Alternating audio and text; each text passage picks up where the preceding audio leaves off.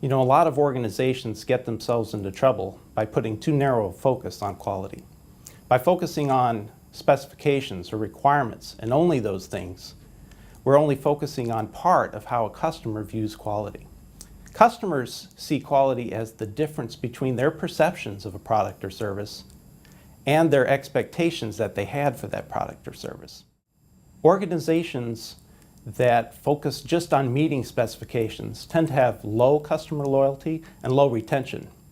I think one of the reasons that Vangent has great relationships with customers, long-lasting relationships, is because we accept their view of quality. The top half, quality, is that value difference between customers' perceptions and their expectations. The bottom half, price, not only includes the costs that our consumers have to pay, but also things like wait time, anxiety in a project mode, hidden prices that they have to pay to use the service or product that is being delivered. So we have to manage both halves of that, and that comes from not only focusing on delivering a high quality product or service, but also being responsive, transparent, and generally easy to work with.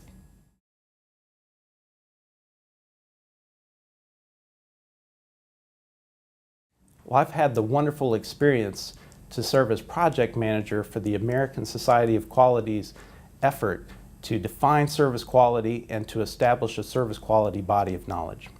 And we've come up with 4 distinguishing factors that differentiate service quality from quality in manufacturing. The first of these factors is employee focus. In every organization, employees are assets, but in a service organization, employees are the face of the organization to customers. They are extremely important.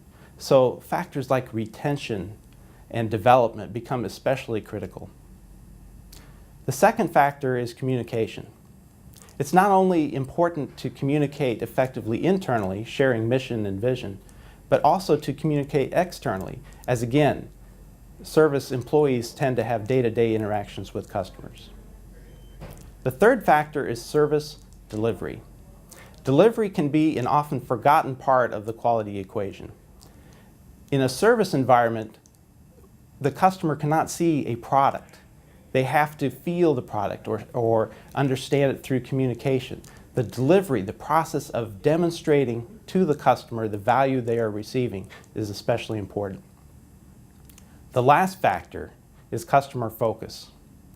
In a service environment, the customer is not always clear. For instance, at Vangent, we have a client who pays us and who sets our requirements, but also end users who use our service. Understanding all of our customers and what they need is important for service quality.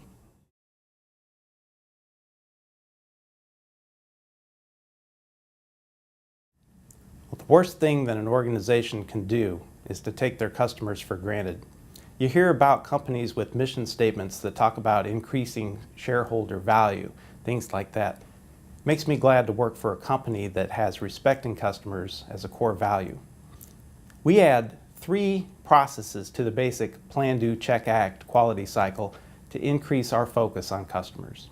The first of these is understand. And understanding is not just listening to requirements or translating requirements.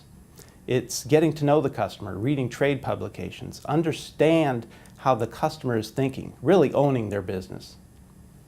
The second of these is to deliver. Service delivery is about helping the customers to realize the value they are receiving. That's done through communication, being transparent in a project mode.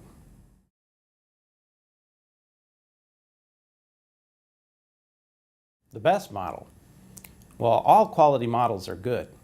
ISO 9000, CMMI, they're all good. But they're no substitute for connecting with the customer and understanding what the customer needs. One of the things I find interesting is how these models have evolved to put more focus on the customer. You see the 4th edition PMBOK from PMI coming out with a process about stakeholder identification, focus on requirements generation before you start the project. You see the latest version of ITIL, or ITIL as they say across the seas. Version 3 say that the purpose of software is to satisfy a customer need. That's a big shift from a requirements push. So I see these models continuing to evolve and continuing to put more focus on the customer, and I think that'll make them all more effective.